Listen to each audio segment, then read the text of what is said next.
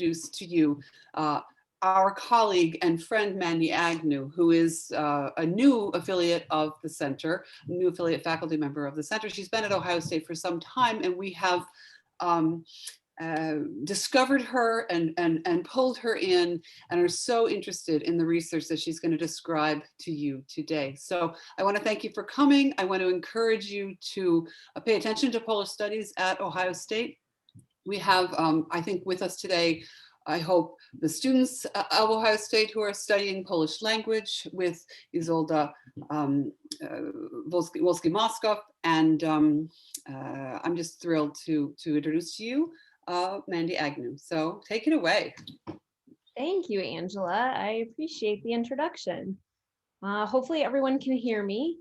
And I think that you all will be able to ask questions via the chat or question and answer option through Zoom. So I am happy to take questions at the end or throughout if there is some burning question. This is a little bit strange for me. I tend to be a very sort of dynamic instructor in the classroom where I don't sit still and walk around quite a bit, which is a little strange on Zoom. So I'm used to having sort of an informal classroom. So if you have burning questions, I would encourage you to ask them throughout. And I think that we have some assistance with moderating those questions. So with that, I guess I will just dive right in. So again, thanks for the introduction, but also really thank you for inviting me to give this lecture. I discovered the Center for Slavic and East European Studies not so long ago, despite being at Ohio State for what seems like a very, very long time now. And I am thrilled to be a part of the community, and I'm so excited to be able to share with you all what I've been working on for what seems like the better part of my life at this point. So I guess what you're going to hear today is a little bit of my life story, but also some Polish history.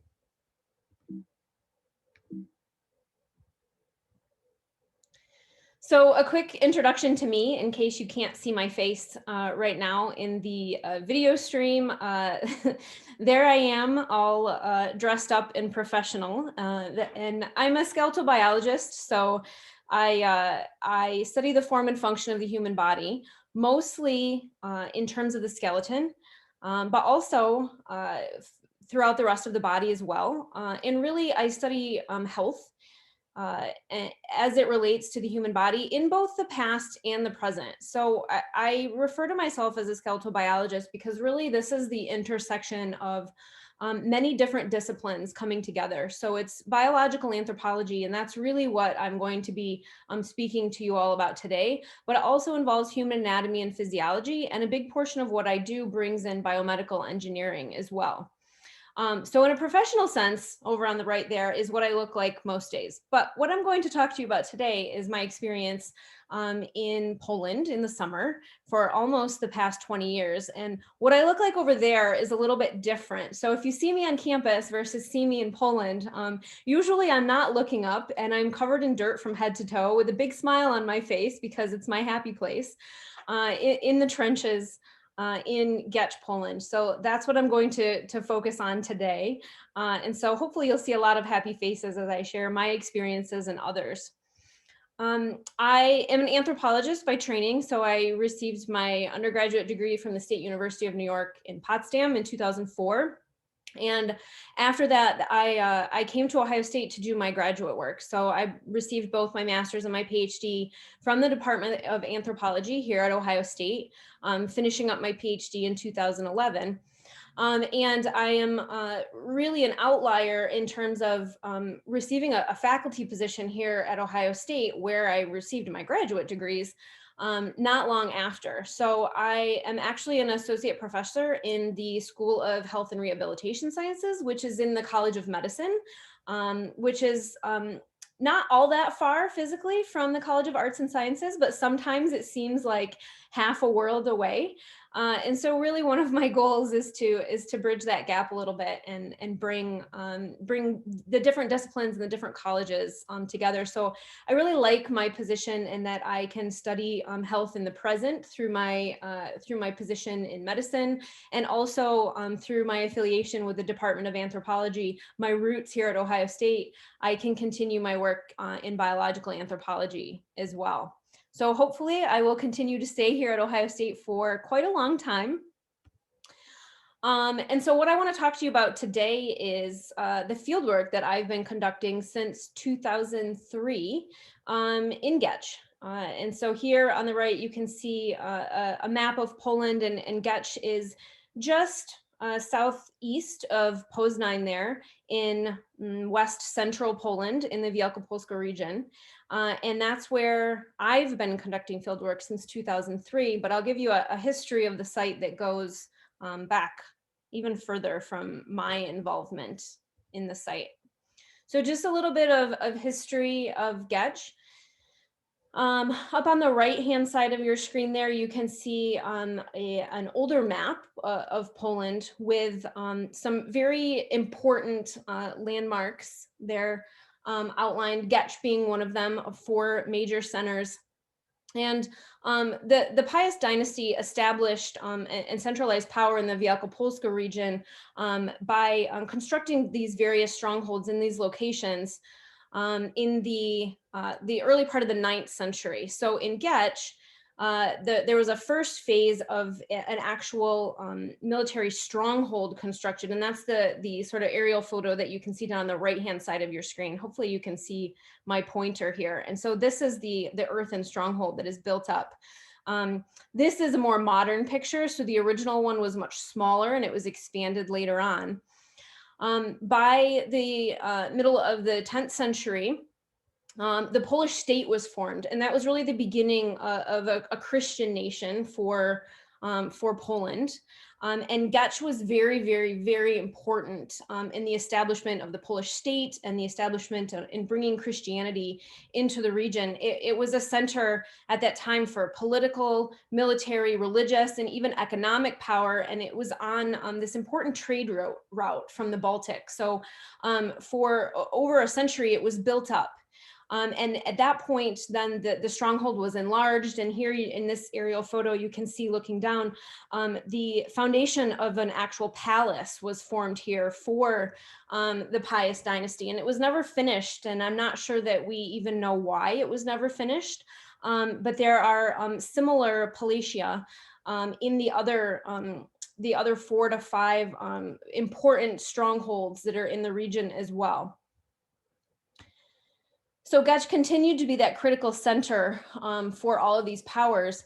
And by the beginning of the 11th century, all of the inhabitants that lived in Giecz, or most of them anyway, were relocated when the Bohemian Duke or the Czech Duke came in, established power over the region, and took many of the inhabitants prisoner. So at that time, Giecz sort of was crumbling, I guess, in its power as all of the inhabitants were taken away. After that, soon after that, it was re-inhabited, and Giecz regained much of its significance. While at the same time, these other centers, as you can see on the map, especially Poznań there, continued on throughout that entire time period, building up, becoming more urban, continuing on building their power, while Giecz had to go through this phase of almost total destruction and then having to rebuild again.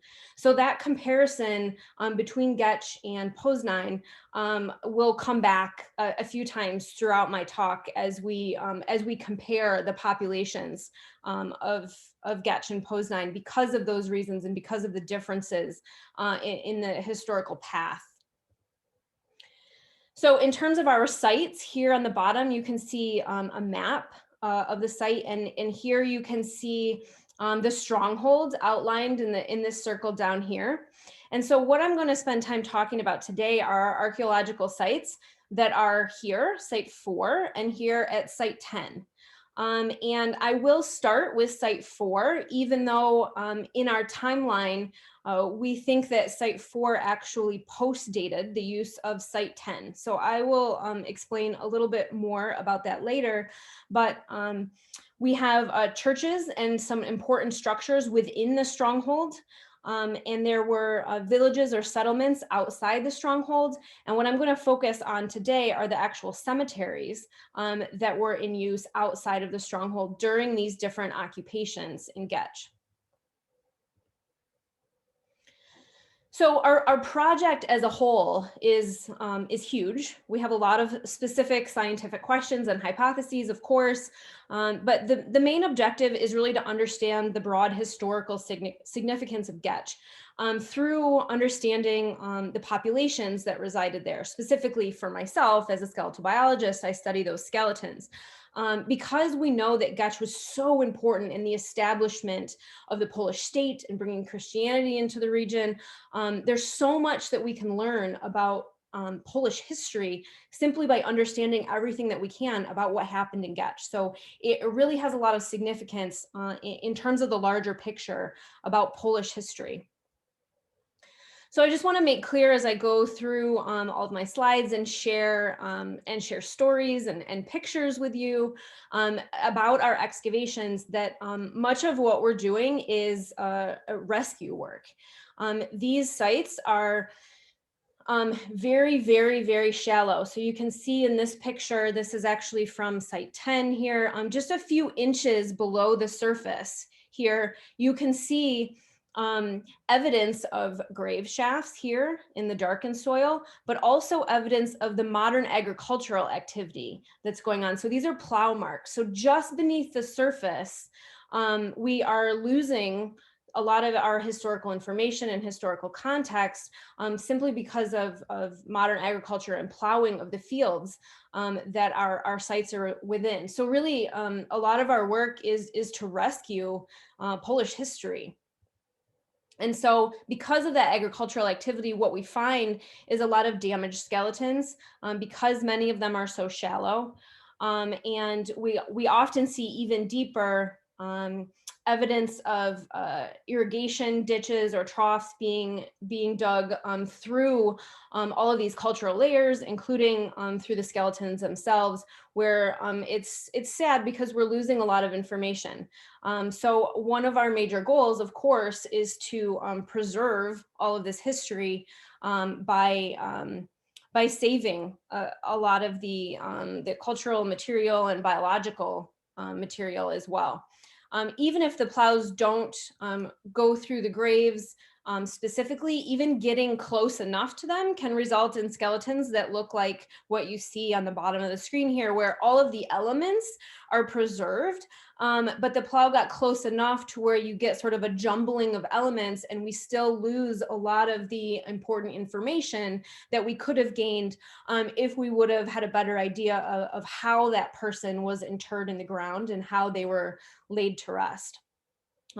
So this activity continues to this day, and we are trying everything in our power to save as much of it as possible because of the rich history here. So going back to our timeline and our objective here, again, we want to learn as much as we can while also saving all of that information. So this is accomplished through archaeological investigation and exploration. So our archaeological investigations have been going on for many years now. And what I'm really proud of is our biocultural emphasis. So I will, on the next slide, sort of go into our amazing team of researchers that we have working on this project. But I mean, this is sort of the definition of anthropology, is the biological side and the cultural side really coming together to work as a team to answer some of these questions. And that's really, really critical, of course, for all archaeological investigations, but especially for ours, because there is so much unique history here. So hopefully no one's mad at me for sharing their pictures. I'm so proud of the team that we have currently and that we've had throughout the years. We have a whole team of archaeologists, Polish archaeologists, listed here on the left. And Pani Teresa is our site director, and she has been working here for many, many years and knows everything that there is to know about Giecz, and she has excavated almost from the very beginning at the site. So her perspective is really critical. Magda has been working since she was a student on the site, and is now our lead archaeologist for the project, and is really critical to the success of the project. And Marek is very critical in coordinating our field school, and bringing in students from all over the world to invest in our rescue excavations, but also to help us learn about Polish history, and to help them learn about techniques for archaeology as well.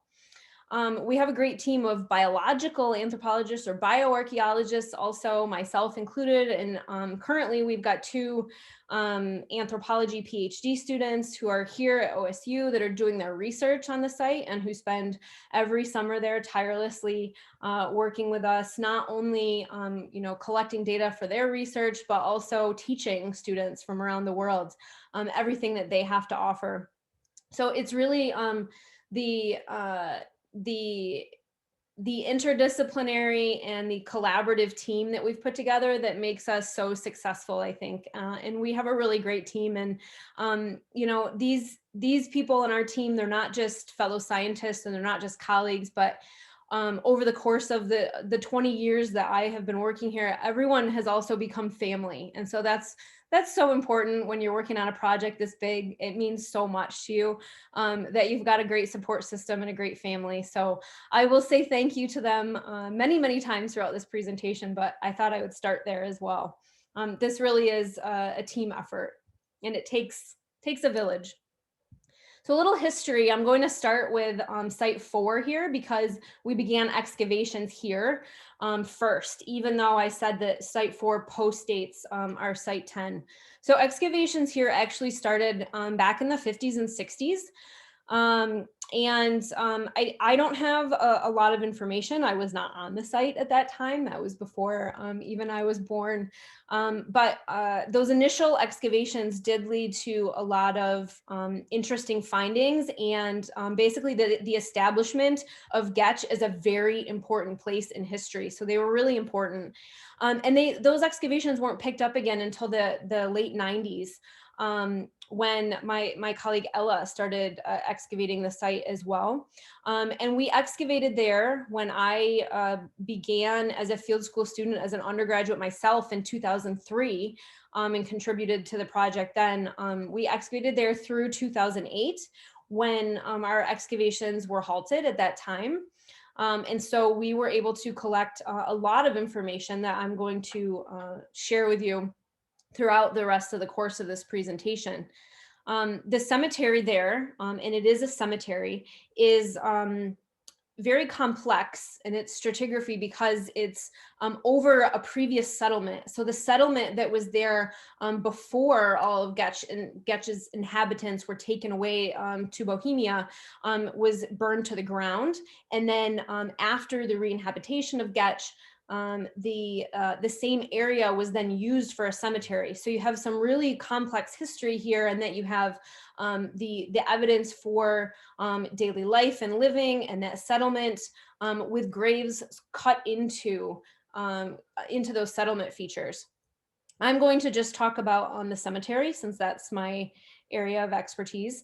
It's a pretty traditional Christian cemetery, in that the graves are mostly oriented in an east to west direction. As you can see here, there's a pretty distinct formation and layout of all of those graves, with the head or the face facing east. And most of these burials are supine, so with the individuals on their backs. They were likely wrapped in shrouds, as was typical for the time.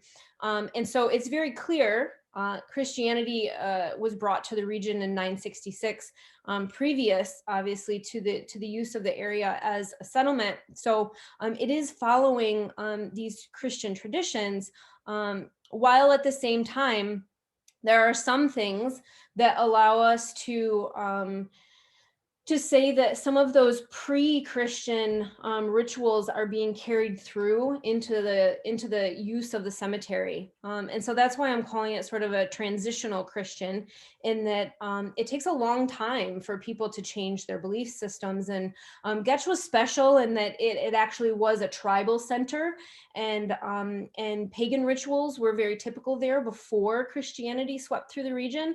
And so we do see some evidence for that in the excessive amount of grave goods, which makes archaeology really interesting, and that we're finding a lot more in the cemetery than simply skeletons. Which is hard for me to say simply skeletons as a skeletal biologist. That's my focus, and that's what I get excited about. But we also find a lot of other interesting things that give us insight into the life of the individuals that were interred there.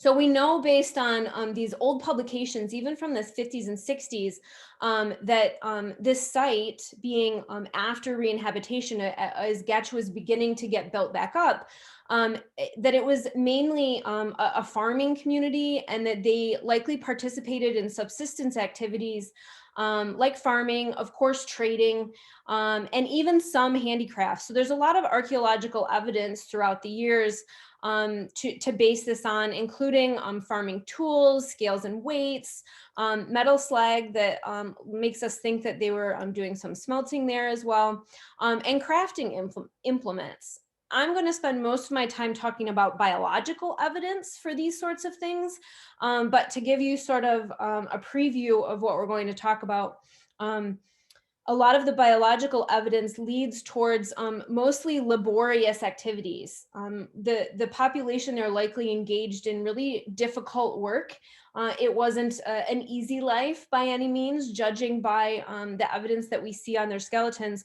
But we do see some evidence of that, that crafting.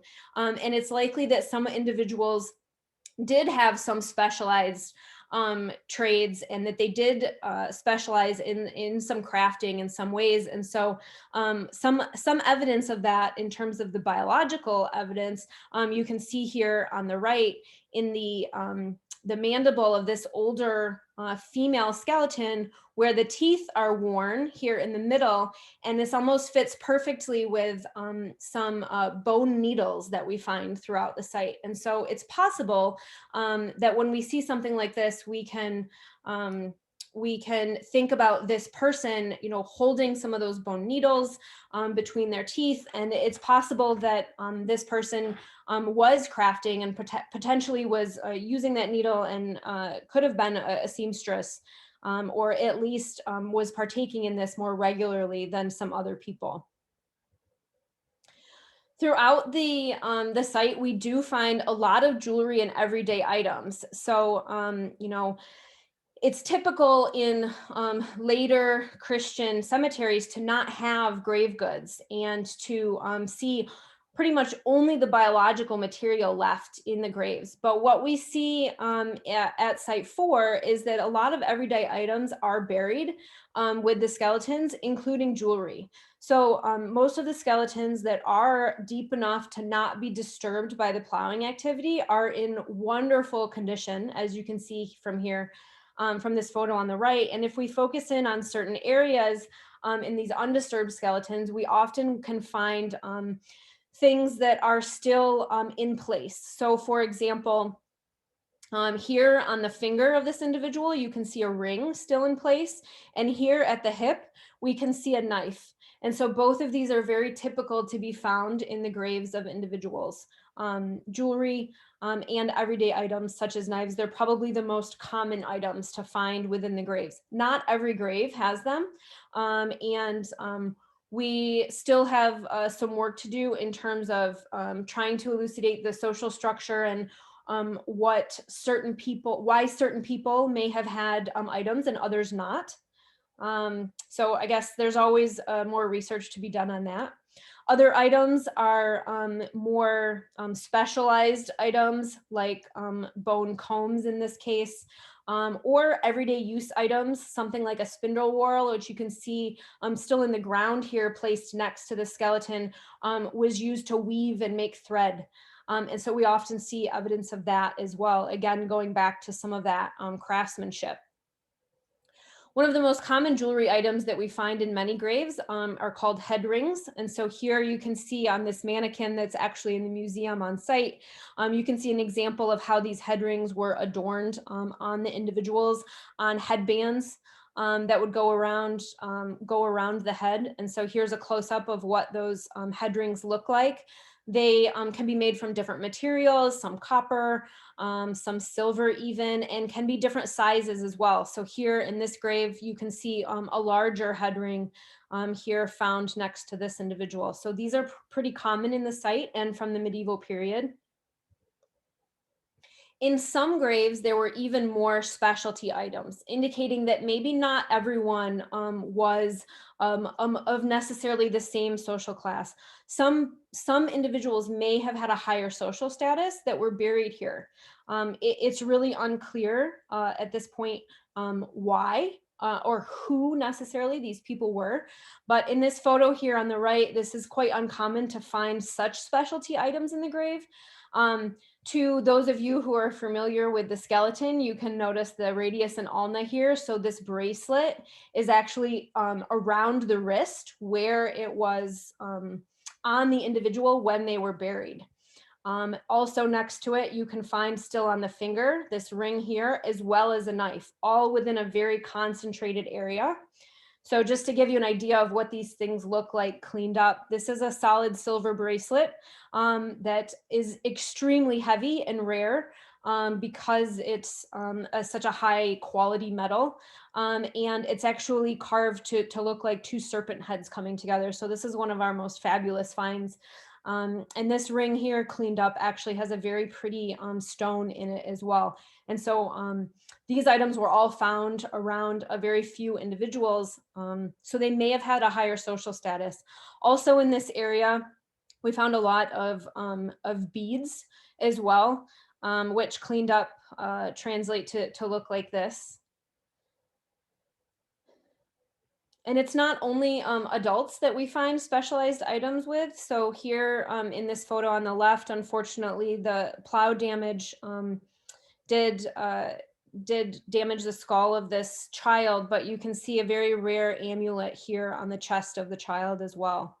And so analyzing the distribution of the skeletons and the biological material relative to some of these cultural items will be something that we focus on quite a bit in the future. And coins are quite important for the cemetery here as well. And we find them quite often either in the graves or in the surrounding material. So what does the population look like? For GZ 4, which is our site 4, we've excavated 265 around complete skeletons from this cemetery. Of those 265 skeletons, about 71% of them are adults and 29% of them are subadults or juveniles, children, however you want to say it, but they're not adults.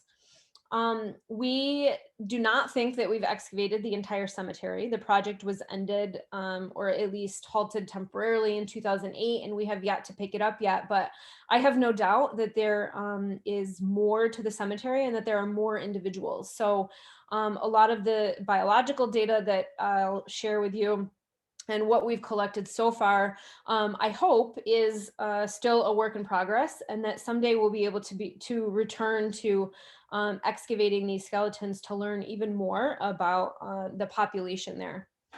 So of the adults, 65% of them are male and 35% are female. And this is important because in trying to understand who was buried here, there could have been speculation that because it was a military stronghold, that it was only soldiers that were buried here, right?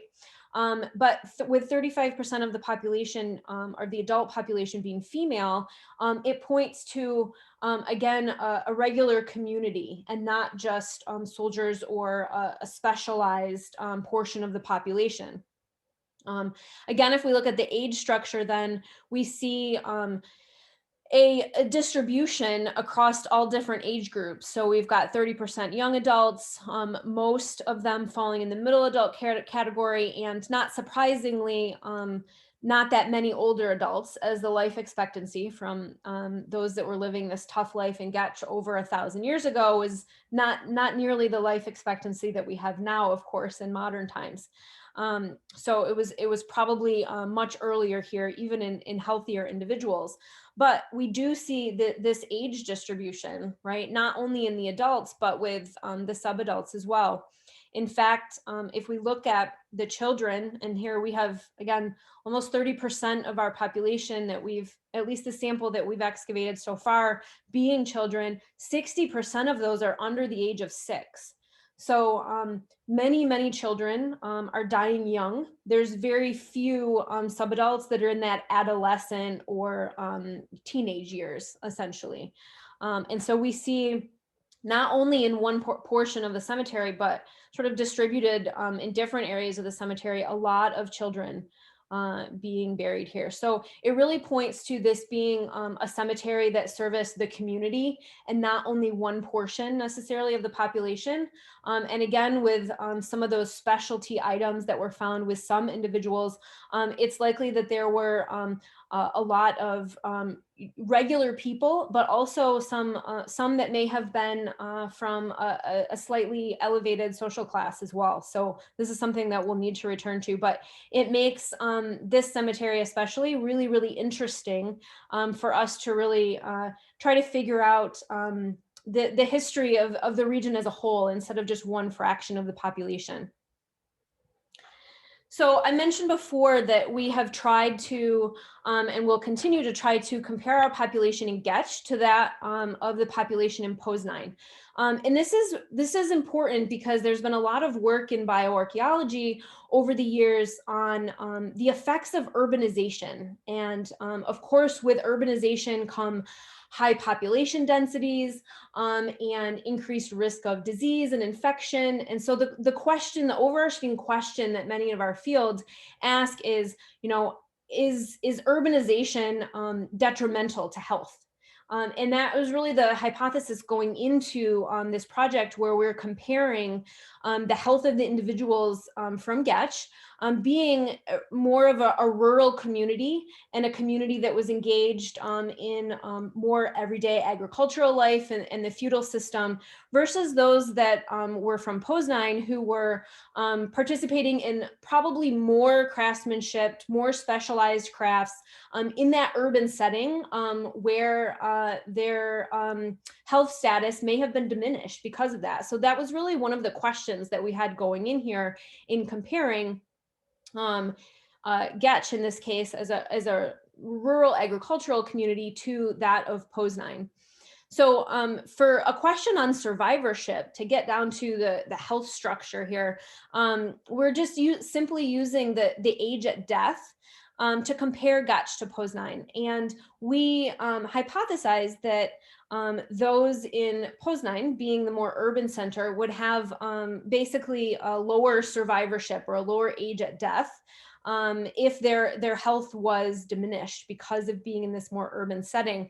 And what we actually found out that was that there was no differences in survivorship between adults in Giecz and Poznań. And so in this case, urbanization didn't necessarily have that simple effect.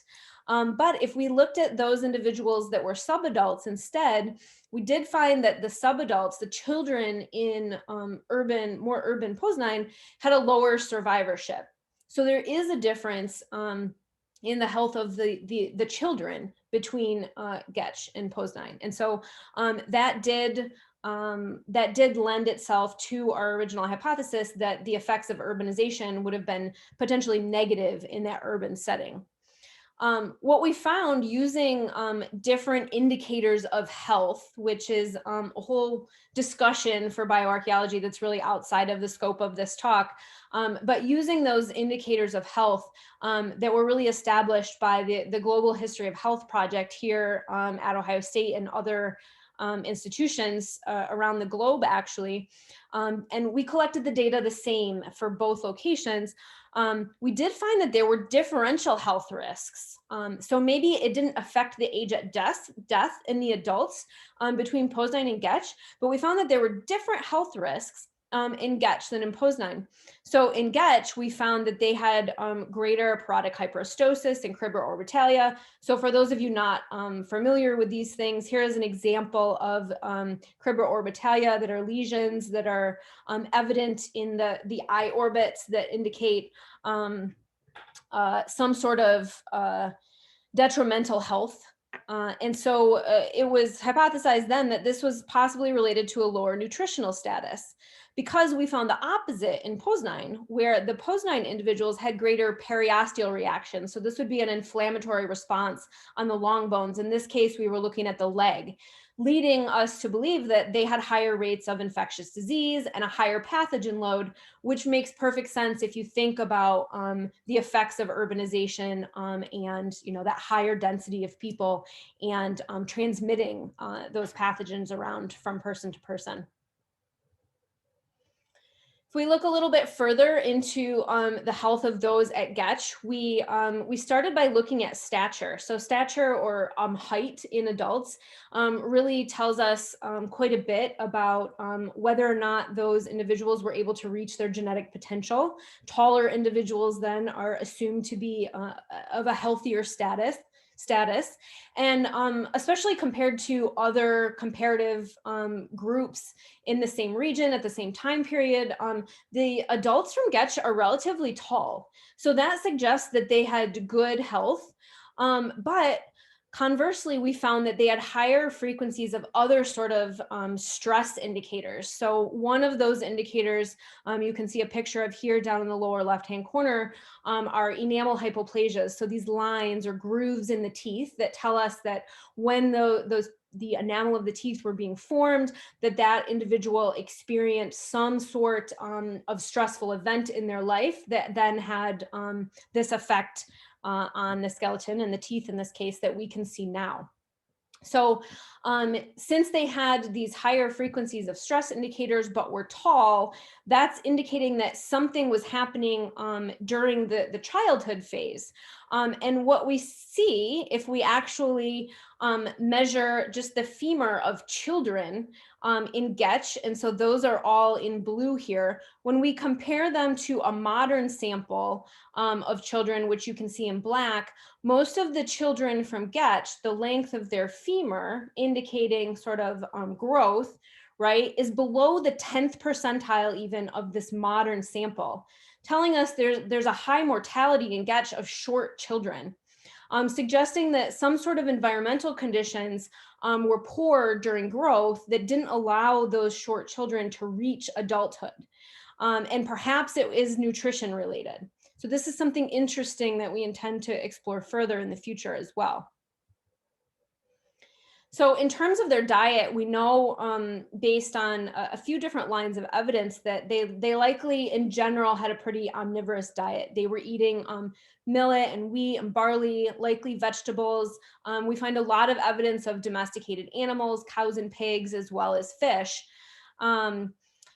And based on a study actually using stable carbon and nitrogen isotopes, we were able to say that that males in this small subsample that we tested this out on likely ate more animal proteins or animal products than females. So there may have been some social stratification that may have been related to a division of labor, that may have been related to other forms of social stratification that are yet unclear because we haven't basically done this analysis on the entire sample yet.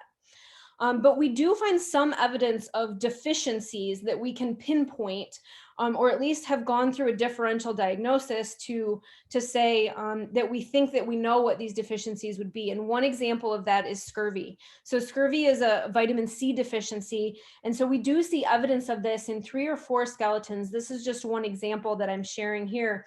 But basically it makes the vasculature in the body very weak. And so what that leads to is hemorrhaging.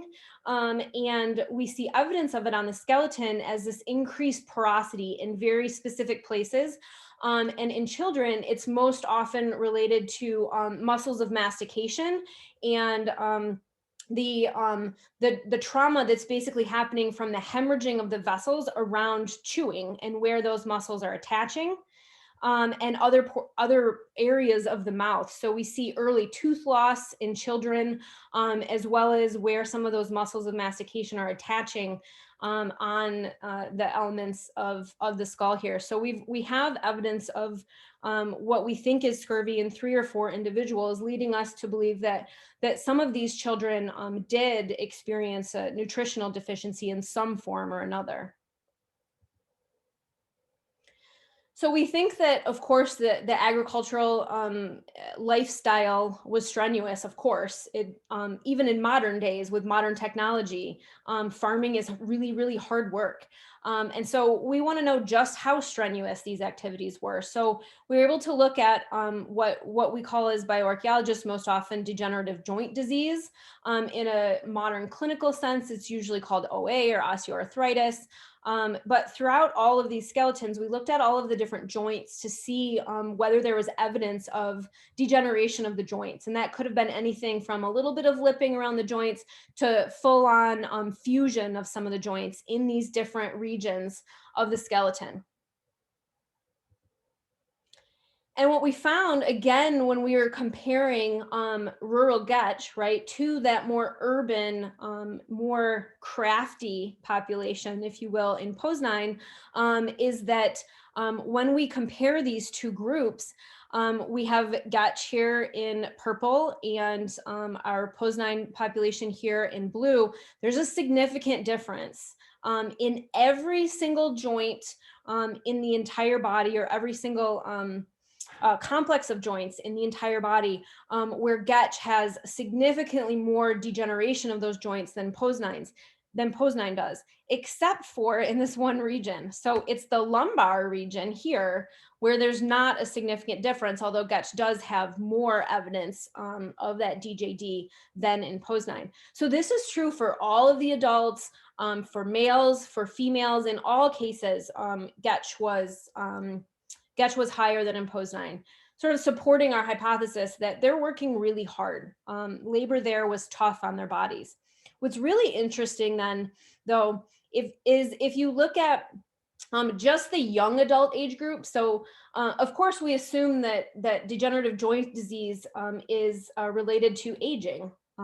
I am sure that I have more degeneration of my joints now than I did when I was 20. Of course, that's how it works, unfortunately. I haven't found a way to reverse that yet. So of course it's also happening in the past as well. So if we just look at the young adults that wouldn't have been necessarily confounded by the aging process in general, you can see here on the right side that again, Giecz is higher than Poznan for all of the different joints. Not all of them are significant though. But what's most interesting is that lumbar region of the spine here, where there is a significant difference, but in this case, it's actually the urban population that's highly significant. So there's a lot more degeneration of the lumbar region of the spine than there is in Poznan than there is in Giecz, making us wonder if there's some sort of craft specialization, some trade or task that these people were doing that affected the lumbar spine in that urban group different than in our rural group in Giecz. So this will be explored further, but some interesting results there. Other ways that we can look at just how labor intensive their lifestyle was in Giecz is to look at evidence of trauma. So fractures, injuries, trauma, whatever you want to call it, are likely very common with agricultural practices. Like I said, farming is dangerous now, but back then, without the technology that we have now, it would have been even tougher on the body. And we find evidence for this in Giecz. So 49% of all adults have some sort of fractures that we can see evidence for. And we're likely underestimating the amount of injuries that would have occurred, right? Because if something had completely healed and the callus disappeared, we wouldn't necessarily see evidence for this grossly on the bones. So many of these are likely accidental fractures. The most parsimonious explanation is that they are accidental, as you can see here in these two bones of the forearms. So this could be from falling, this could be from anything having to do with animal husbandry or any farming practices really. And so we've classified them as accidental. Um, we also see a lot of compression fractures in the spine. So this would have been very painful, and many of these were severe, as you can see in this picture here. So 42% of all individuals, not just adults, all individuals have compression fractures of the spine. And of the adults, 50% of the males and 30% of the females. So whatever they were doing not only affected the males, but also the females. So the females didn't have quite as many of these compression fractures, but it's clear that they were also working very hard in whatever practices they were partaking in. And we even have evidence of a few adolescents that also have compression fractures in their spines already as teenagers. If we look at evidence of stress fractures, this is an example of a stress fracture that you can see here on the right called spondylolysis, where these fractures occur in these specific places on the spines. And we have 8% of adults and one adolescent even that have experienced these type of fractures. It can happen bilaterally on both sides or unilaterally on one side. And this is considered a stress fracture, although you can be genetically predisposed to this. In fact, I actually have one of these fractures in my spine, likely related to abusing my body as a collegiate volleyball player for many years. But it is considered a stress fracture, and I can tell you from experience, it's painful. We also see evidence of what's called osteochondritis dissecans, and this occurs mostly in adolescents. 16% of those in Giecz actually have evidence of this, where it's an overuse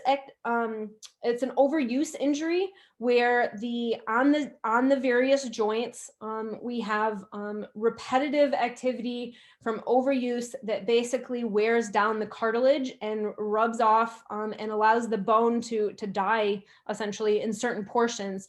This is a really rare case in which it was bilateral on both elbows.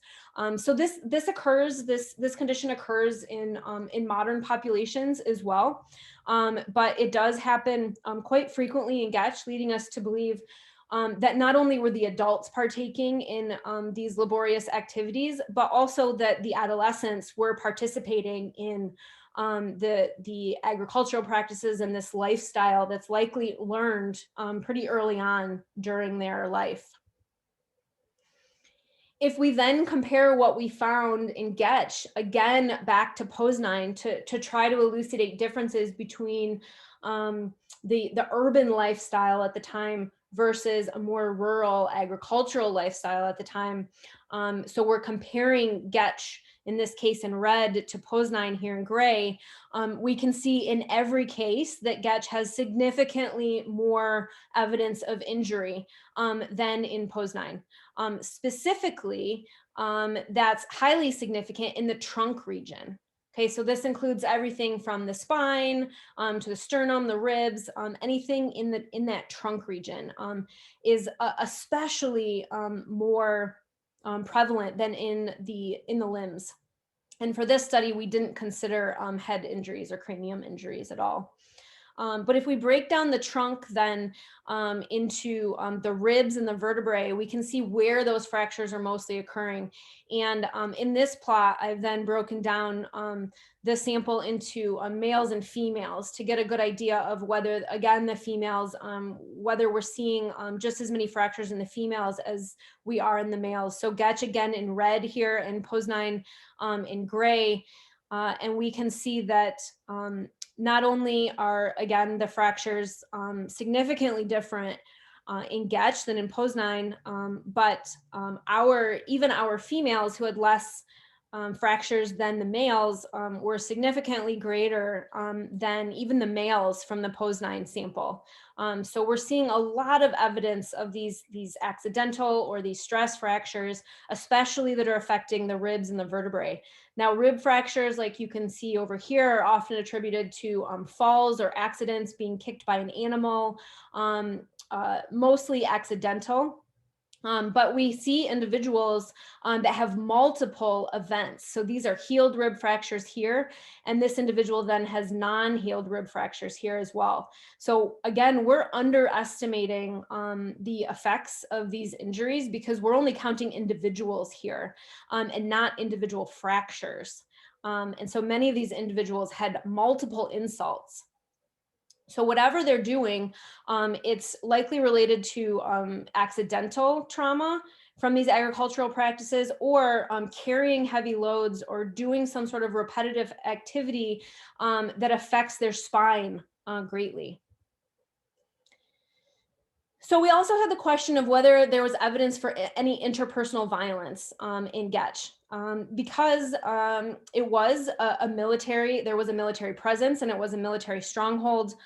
We were wondering, right, about evidence of interpersonal violence. And in fact, that evidence is rare. So we do have a few cases. One shown here, this is looking down on the top of a cranium, and you can actually see here the outline of where an element would have been basically cut into the skull from above. And this triangle back here is a very telltale of what happens when a sharp element that's a wedge shape, very similar to what you could see here for this axe, is removed from the head. This is typical for how bone behaves. Radiating fractures all through the face. So this was actually around the time of death. There was no healing from this injury. And it's of course possible that this is an accidental injury, but because of the direction of the blow being from the top of the head, it's more likely that this is related to some sort of interpersonal violence.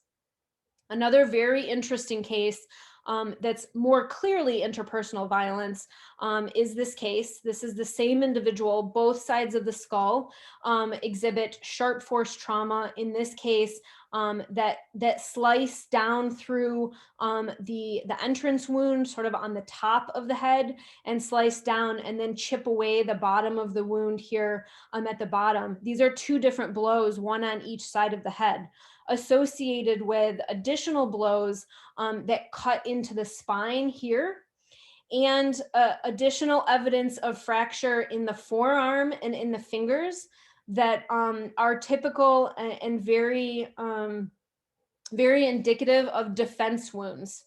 And so it's highly likely that this person was also the victim of some sort of interpersonal violence, of course, unknown. But there's probably only 3 or 4 cases total of evidence like this in Giecz. So it seems that most people were getting along, or at least being injured, mostly from their general lifestyle, and rather their general lifestyle, and not violence towards each other, or any sort of warfare in general. So to quickly go back to our timeline, I just wanted to then introduce, because I've been talking about our site at here, site 4, because we know more about this. I've had many years at this point to study this collection and this population, but our exploration of site 10 is sort of in its infancy. So I want to introduce what we have possibly learned about site 10 and what we're seeing there as well, although I can admit that we know significantly less about the people that lived there, but it's thought that it predated site 4. So that is interesting in itself. So it's basically a couple hundred yards down this little dirt path and down the road, not that far. We had excavated, like I said, for years at site 4, not knowing that there was another cemetery literally a couple hundred yards away. Until in 2013, it was discovered again in the farmers' fields, when some human bones, here's a skull, began to pop up on the surface, and some searching for metal objects with a metal detector started turning up more coins and some more other items on the surface. And at that point, then further investigations were taken on. So every summer, this is what the beginning of the summer looks like, where we clear a small portion of the cornfields to begin our exploration. And this excavation has only been going on for a short period now, about 5 years.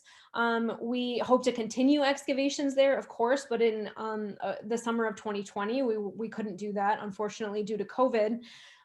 So what we have discovered is, again, sort of preliminary, but it's a lot. It's a lot of work that's gone into those 5 years, and a lot of things that we've found. So far, about 130 graves, and literally thousands upon thousands of artifacts, from potsherds to many special finds, different features, a lot of faunal or animal bones in addition to the human bones. And hopefully we can continue this. So I'm just going to share with you some of the things that we found at this site that are similar, but also in some ways different from what we have found at Site 4.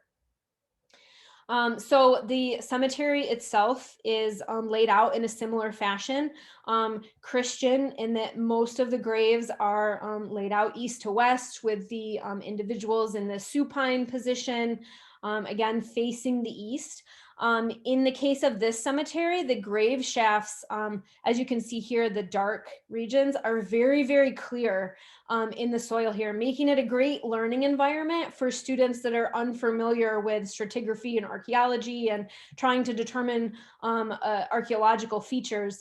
It doesn't get much better than this when it comes to teaching students how to determine where an archaeological feature might be. So the cemetery is laid out pretty similar, in that we have many of the burials, like you can see here in gray, again, laid out in that east to west direction. We do have mostly subadults in this case, and not adults. So some of these graves you can see are smaller than others. So in this case, we've got 68 subadults and 59 adults excavated to date. I hope with future excavations that we will have more, of course. Many of them also are close to the surface. So again, this is a rescue excavation. So we often find, especially with the infants, some destruction of the graves, and some damage to the skeletons, but many of them, like this, are also laid out in perfectly anatomical position.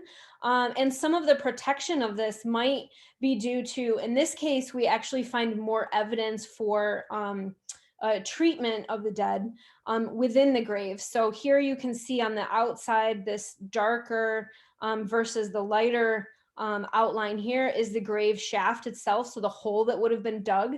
But within that, in some cases, there's actually evidence of a coffin. So this darker area yet in the middle here indicates that this person was likely either buried on a wood plank or in a coffin, that gives us those different colors in the soil, that allows us to learn a little bit more about how they were treated prior to being interred in the ground. So we have a pretty equal number of males and females excavated so far. And again, most of those subadults, though, are less than 6 years old. So a lot of them are very, very young. Again, lending us more evidence to say that likely, some of their deficiencies, whether it was in nutrition or other health stressors, affected some of the children young, that then did not allow them to survive until adulthood. And in a very few cases, we find evidence of different burial treatment, or at least a different position of the skeleton, which is relatively rare in a Christian burial site like this. But we have a very few individuals that have their head at the other side of the grave facing west rather than east, or that are interred in a flex position, like you can see this skeleton is here. So very interesting from both a biological context, but more so from the cultural context, to understand why that individual was treated different than others. And hopefully future research will get us there. We found similar items at Site 10 than we have at Site 4. So a lot of jewelry, personal items. Here you can see a ring on the finger of an individual laying next to a knife. The difference is in this cemetery is that almost every single individual has grave goods, and sometimes many grave goods. So we see head rings, like you can see down here, evidence of a copper head ring with a child. We also see some great preservation of other personal items, like a belt buckle in this case, as well as some great preservation of some other personal items, in this case, a complete pot, which is very rare. Usually we find only pieces and parts of ceramics or pottery, but in this case, we found a nice whole small pot, which was obviously placed within the grave for a specific reason. This is a little bit hard to contextualize for those of you who are not skeletal biologists, but what you're looking at is the neck and the jaw from behind. And so when turned over, when we were removing this from the soil, you can actually see part of a coin here. And so it's thought that this is left over from some of the more pagan traditions, where a coin was sent with the dead, either wrapped in the hand or placed in the mouth, so that that person could take it with them into the afterlife. And so coins were very expensive. And so what we often find are pieces and portions of coins where they were deliberately cut into quarters or halves and then placed in the mouth or within the hand, often with children. And here's just an example of a spindle whorl, which I showed you a picture of before, but very common items in many of these graves.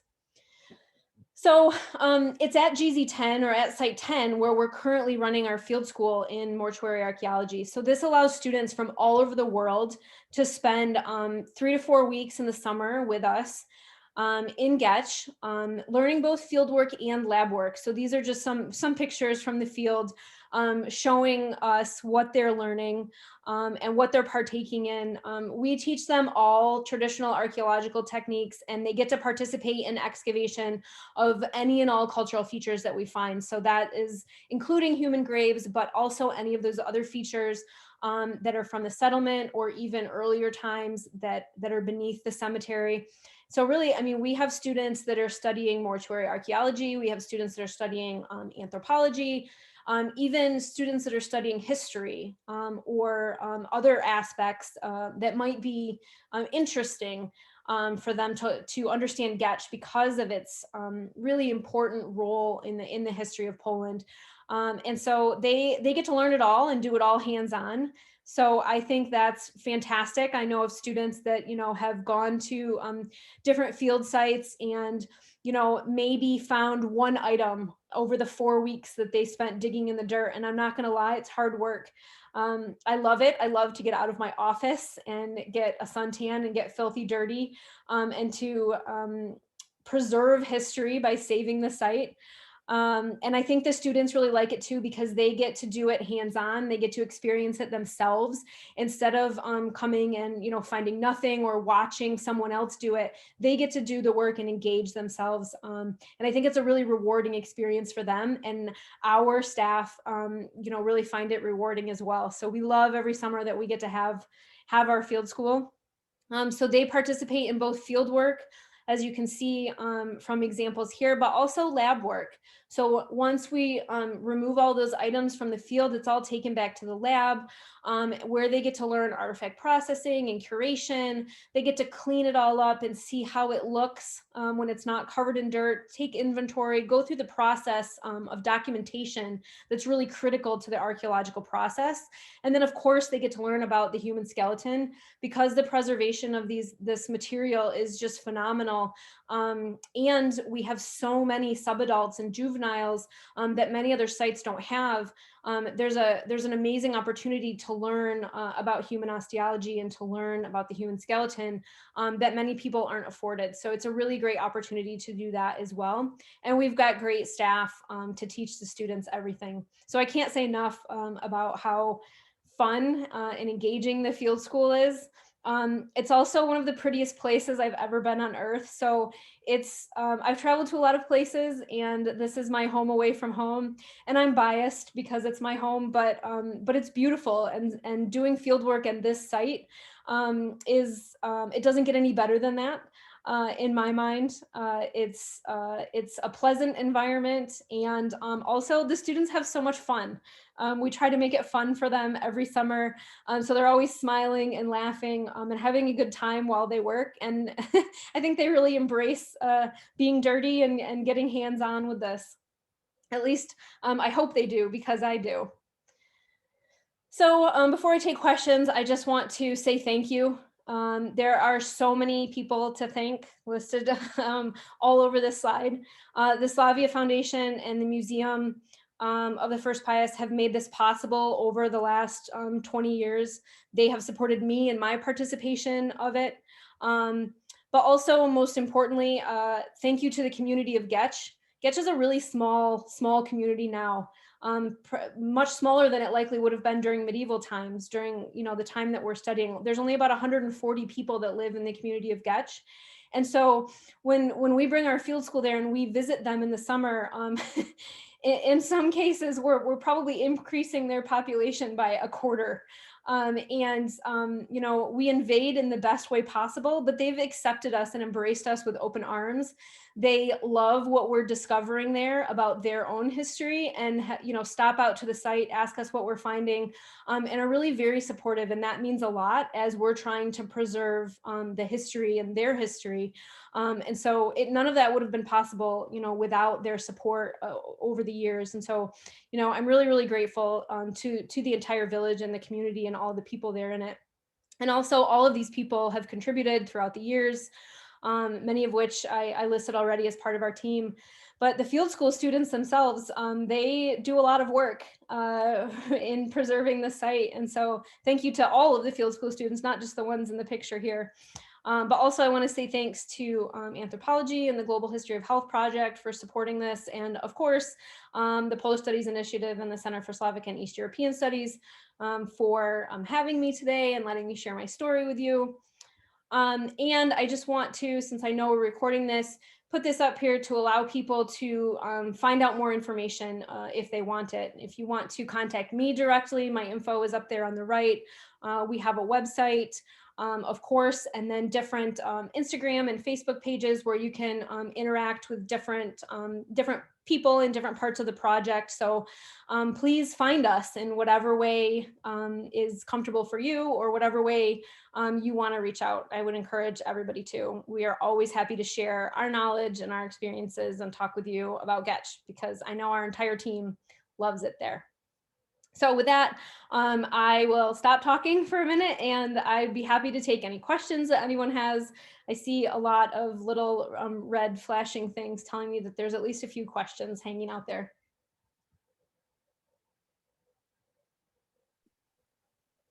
Great. Thank you so much. We all feel like we were there with you. That was just really, really neat. And to have such insight into the details of your work and the ways in which it is so much about bones, but it's also about history, and it's also about objects, and it's about community and making community. It was super fun. Thank you so much.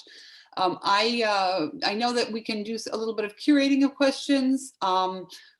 Maybe Alicia, do you want to handle this? And then we can do live questions as well if people want to unmute. But Alicia, do you want to just pick the questions from the Q&A? Okay, so I will go with this first question with Michael Goodman. He asks, are there any other sites in Poland that would merit similar research? Absolutely. Poland has a really, really rich history. And again, I'm biased, but most people don't immediately think of Poland when they think of, archaeological and anthropological inquiry, but I do. And I've learned throughout the years that it doesn't really get any better than this.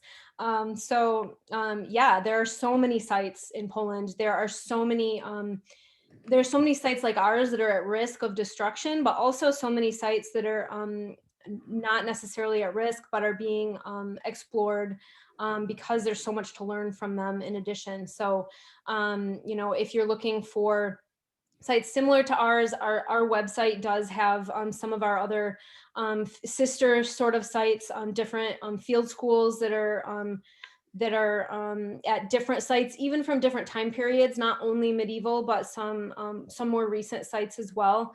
yeah, the history of Poland is really rich. So I would encourage everyone that's interested to investigate. Great, thank you. Our next question is coming from Christina, and she asks, what happens to the bones of these medieval people after they're not needed anymore, after all the data is analyzed, collected, etc.? Well, we have a museum there on site, which is a luxury, really, because Giecz has such a special place in history. Right within the stronghold is a beautiful museum where all of our finds are curated, including the skeletons. And so they're cared for there, and that's where we study them. These ones in particular won't necessarily be reinterred at this location because, again, this is a rescue excavation, and we're trying to save them from destruction. So they are available in our museum for study, and for us to utilize to teach for field school, as we teach a lot of our methods moving forward. So they are very carefully curated is the short answer to that. Thank you. And then our next question is from Joanna, who asks, has your study of early medieval skeletons at the site informed your understanding of modern Poland? If so, how? And she also asks, how is your Polish? My Polish is terrible. My vocabulary is very specific to archaeological things that most people in normal conversation would never ever use. Which is sort of sad, but I do love to try speaking Polish. Our field school is conducted all in English, because that is the most direct language to be able to incorporate people from all over the world. And so since our instruction is in English, I'm not necessarily forced to use my Polish all summer, unfortunately, but it is my goal to continue learning Polish and to get better at it. Your other question was about informing modern Poland, I think. And as not a historian, I personally relate more my findings from Poland to modern health rather than necessarily modern Poland. So the skeletons that I'm able to study from this time period, of course, tell us about the life and death of the people that lived then, but they also can inform us a lot about modern health if modern health care were not utilized the way that it is. So it's very interesting to go through a differential diagnosis of a certain affliction or condition on the skeleton without the intervention of modern medicine. So to be able to look at evidence of amputations, for instance, which I didn't talk about, but we have evidence of that, and to see it actually look very similar to modern amputations, obviously without titanium implants back then. But that's really interesting, and to see the disease processes without necessarily having modern antibiotics, and where we intervene to stop the disease process now for obvious reasons, right? But to be able to see some of the disease processes and how that would have happened without that intervention is really informative, I think, for modern health, not necessarily modern Poland, but health globally. And so that's sort of how I translate that knowledge. Great, thank you. And our next question is coming from an anonymous attendee who asks, what was your favorite skeletal find / grave? I'm not Good sure question. I can pick. I guess anyone that knows me or has watched me teach in Giecz or elsewhere knows that I am very passionate about what I do. I love it. I love learning it, and I love teaching it. And so I tend to get overexcited about everything that we find. In fact, it's actually more the case that, I love everything, and it would be easier to answer the question if you said, well, what is your least favorite thing? But no, really, I love learning about all of our skeletons.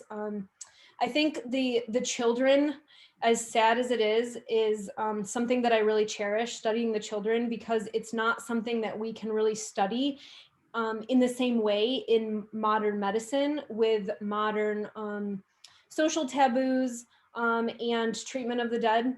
And so thankfully, infant mortality rates are a bit lower now than they were in medieval Poland, at least for some portions of the world. And so we don't get the opportunities to necessarily study children and children's skeletons. And so this offers us the opportunity to learn a lot about that. And in my current role, looking at injuries to children in modern populations and actually trying to prevent those injuries from occurring in an injury biomechanics world, which is where I spend a lot of my other academic time focusing my efforts, understanding the growth and development of children, even though it happened during the medieval time period, is something that most of my colleagues have zero experience with. And so that's something that I really, really appreciate, that I am able to learn from the skeletal collections here. So why don't I just say all of the children are my favorite. Great, thank you. And our next question is coming from Madison, and she asks, has proof of medical interventions / treatments been researched at all in medieval Giecz? Is there evidence of more medical interventions / treatments in places like Poznan that were more urbanized that could also contribute to less serious injuries found along with less laborious work? I can't necessarily speak to Poznan because I haven't looked at that there.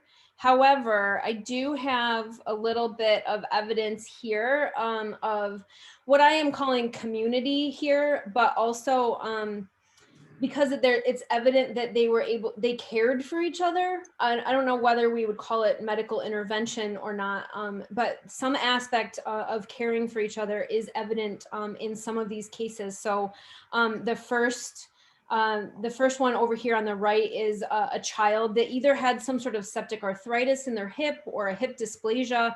And so that really would have affected that child's gait and how they were able to function. And the fact that the bone looks the way that it does and it's so different meant that child was afflicted with that for quite some time.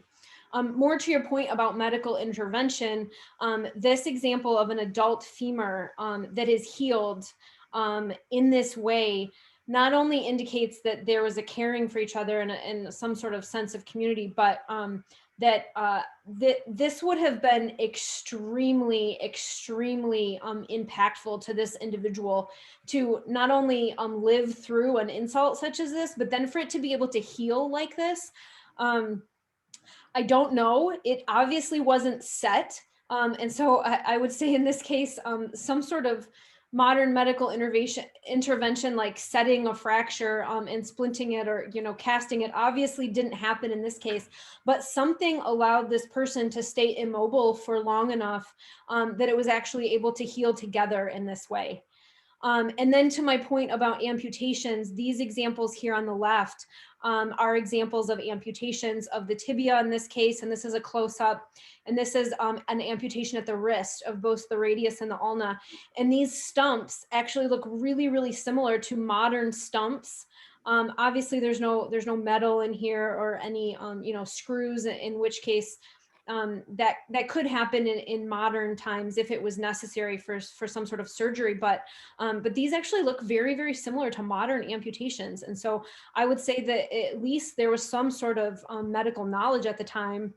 Whether how they actually implemented this, I don't know, but these people lived for the bone to look like this and to have healed like this. These people lived for quite a while after these amputations occurred.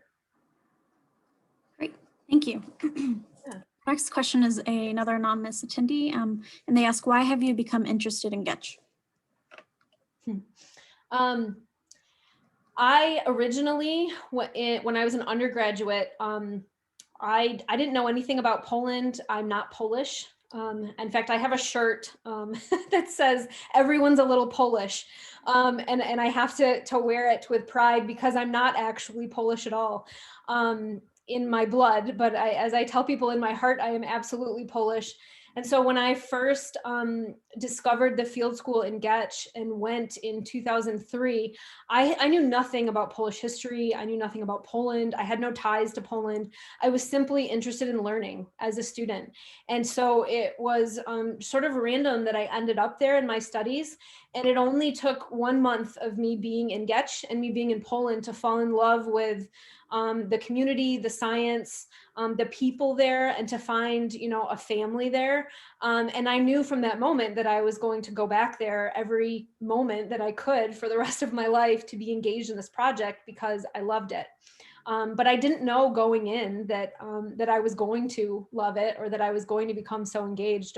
That was kind of random. So I took advantage of an opportunity I was given, and it turned out to be, you know, one of the best decisions I've ever made. Great, thank you. And our next question is coming from Anna, who asks, what is the soil consistency which allows the excellent preservation of skeletal material there? I know from other parts of Central Europe that bones deteriorate fast.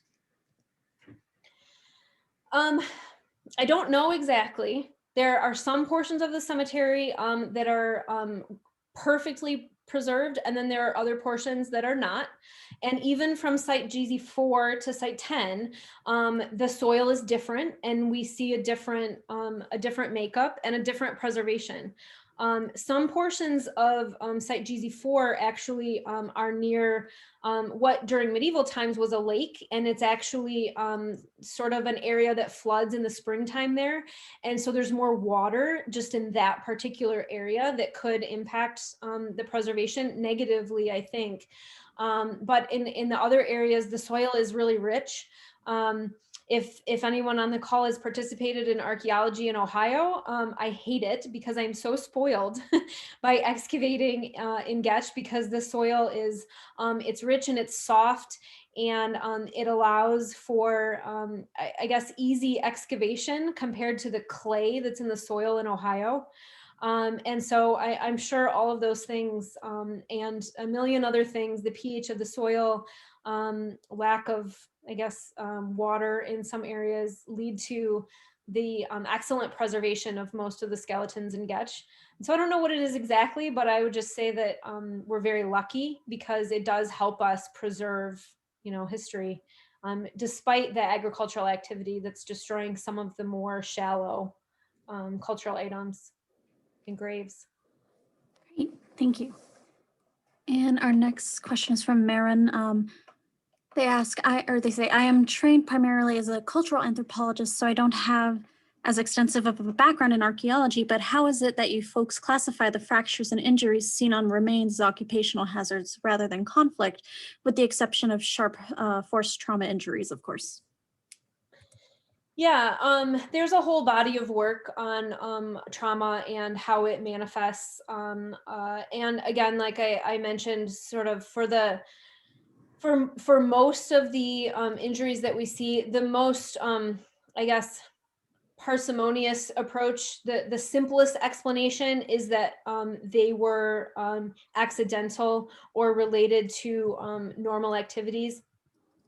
Of course, absolutely, we could be wrong, and you know, rib fractures or even compression fractures of the vertebrae could have been from some sort of conflict, and that is one of the limitations of archaeology, and that's where we really have to rely on not only the evidence that we find in the ground, but also in our case, we're lucky, we can also rely on some written records because we're in a historical time frame here, as well as the cultural evidence and the other archaeological evidence and written history to sort of put together what is most likely to have occurred. But certainly I would never claim that we're 100% right in our explanations.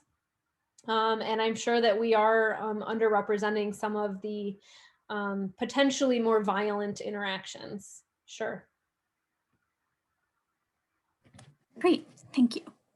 And our next question is from Kalila, who asks, are the subadults found at these cities buried in a specific separate area of the cemetery reserved solely for subadults, or are they intermingled with the remains of the adults?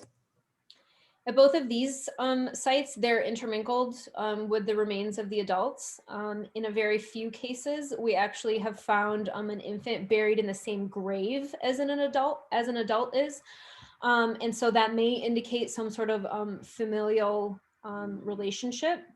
But it's a lot more common, I guess, for those that are of a more elite status to bury young infants either within the religious structure, like a church, underneath the church, or very, very close outside of the church. So often you'll find, high status infants, their burials associated with that structure, but we don't have evidence of those particular structures in our cemeteries that are outside of the stronghold.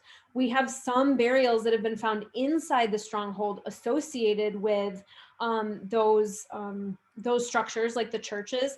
And so we could probably make the assumption that those infants were special in some way because they were sort of separated and treated differently. But within our cemeteries, because there's not evidence of a church right there, we don't find evidence of them being, in one part of the cemetery only, at least not yet, but we haven't excavated the entirety of either of these sites, honestly. So we could still find that there are specific areas that have different meanings and that different individuals are buried there. But we haven't really found that evidence yet. Great. Thank you. And we have time for about one more question. So we have a question from Cassandra who asks, what are some of the medical treatments or care discovered from the past that may be applied to today's medical field in the West that may have been lost in history or are missing? Wow, that's a tough question. I'm not sure necessarily any of the medical interventions.